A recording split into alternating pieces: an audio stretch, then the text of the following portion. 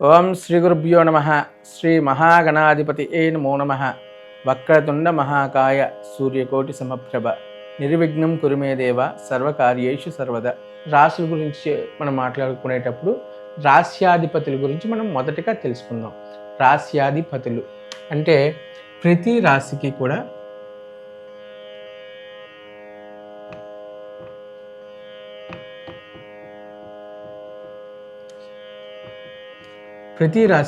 ఒక అధిపతి ఉంటాడు.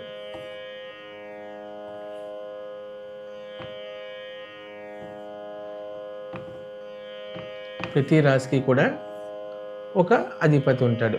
మేషరాశికి ఇది మేషరాశి. మేషానికి కుజుడు అధిపతి.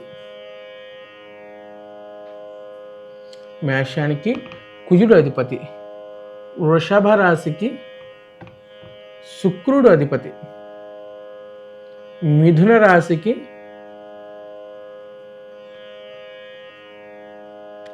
బుధుడు అధిపతి. కర్కాటక రాశికి చంద్రుడు అధిపతి. సింహరాశికి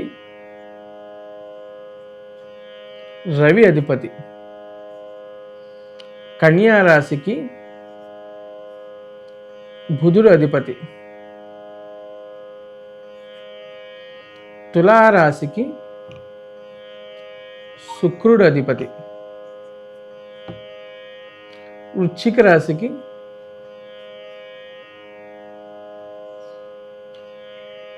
కుజుడు అధిపతి.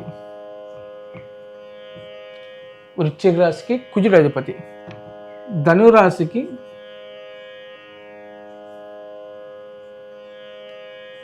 గురుడు అధిపతి. మకర రాశికి శని అధిపతి. కుంభరాశికి శని అధిపతి.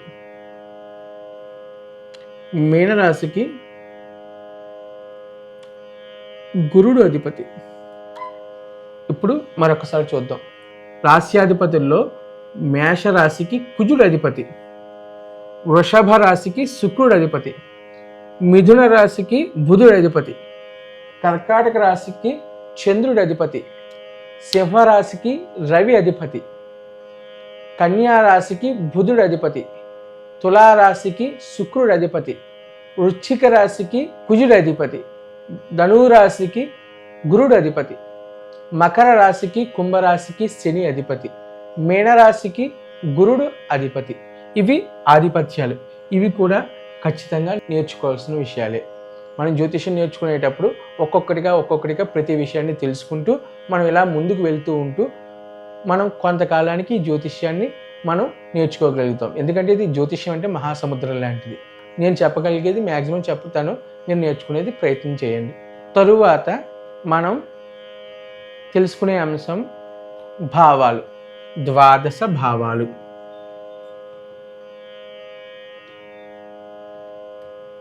ద్వాదశ భావాలు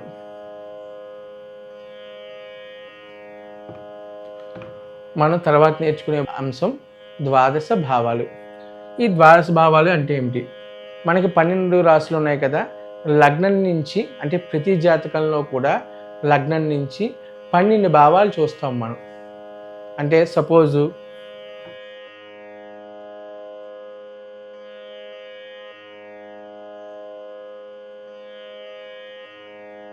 బోల్డ్ అండ్ సాఫ్ట్వేర్స్ వచ్చాయి. మనం కాలిక్యులేట్ చేసే సాఫ్ట్వేర్స్ బోల్డ్ అని వచ్చాయి. మీరు ఏదో ఒక సాఫ్ట్వేర్ మీ ఫోన్లో ఇన్స్టాల్ చేసుకుని ఒకసారి మీ time of birth, date of birth కొట్టుకోగలిగితే అందులో మీకు ఒక లగ్నం వస్తుంది. అంటే సపోజ్ మేష లగ్నమా, వృషభ లగ్నమా, కర్కాటక అంటే మీరు పుట్టిన సమయాన్ని బట్టి ఆ లగ్నం అనేది ఉంటుంది.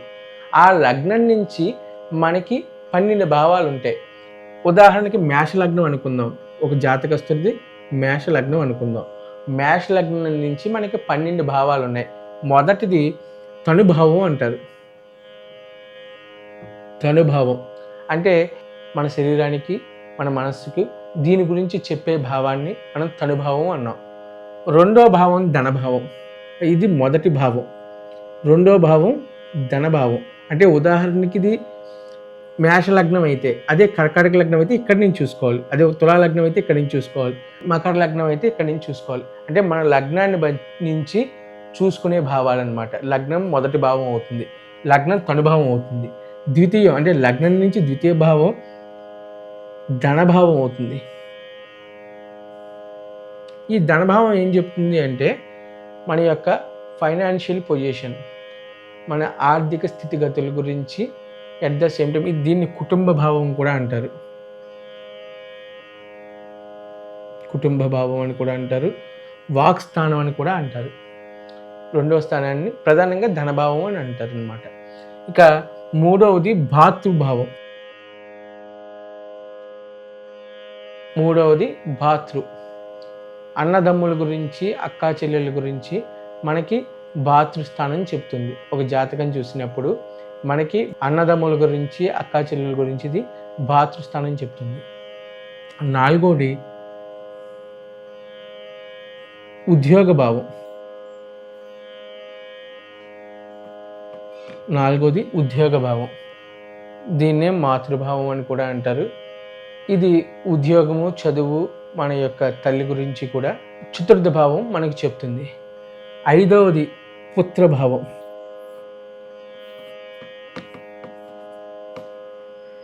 దీన్ని పుత్రస్థానం అంటారు. అంటే పిల్లల గురించి మనకి చెప్పే స్థానం పుత్రస్థానం, ఐదవది అనమాట. ఆరో భావం శత్రుభావం. మన యొక్క శత్రువుల గురించి చెప్పే భావాన్ని ఆరో భావంగా చెప్తాం, దాన్ని శత్రుభావం అంటారు. ఏడవది కలత్ర భావం. ఏడవది కలత్ర భావం అంటే భార్యకు భర్త గురించి, భర్తకు భార్య గురించి కలత్రం, వివాహం గురించి విషయాలు చెప్పగలిగేది సప్తమ భావం అన్నమాట. ఎనిమిదవది ఆయుష్ భావం. దీన్ని ఆయుష్ భావం అంటారు. మన యొక్క ఆరోగ్యము, మన యొక్క లైఫ్ స్పాన్ ఇవన్నీ కూడా ఎనిమిదవ భావం చెప్తుంది. తొమ్మిదవ భావాన్ని భాగ్యస్థానం అంటారు, భాగ్యభావం. ఇది మన యొక్క భాగ్యస్థానం గురించి, భాగ్యం గురించి, మన యొక్క లగ్జరీ లైఫ్ గురించి, మన యొక్క కంఫర్ట్స్ గురించి ఇదంతా కూడా భాగ్యస్థానం చెప్తుంది. మన 10వ భావం రాజ్యము, జ్ఞానభావం.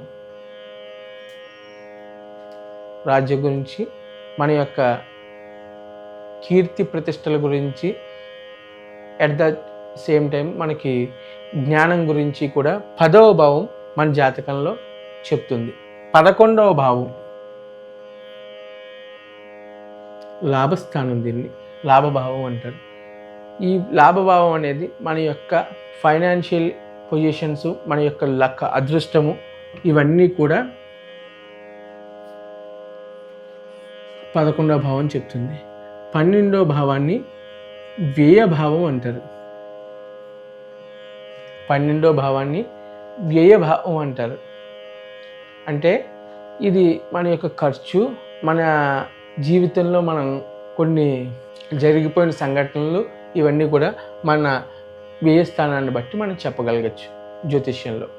ఇదే విధంగా మనకి 12 భావాలు చెప్పానుగా, తనుభావం, ధనభావం, భాతృభావం, ఉద్యోగభావం, పుత్రభావం, శత్రుభావం, కలత్రభావం, ఆయుష్యభావం, భాగ్యభావం, రాజ్యభావం, లాభభావం, వ్యయభావం. ఈ 12 భాగాలని కలిపి మనకి 12 భావాలు అని చెప్పాం.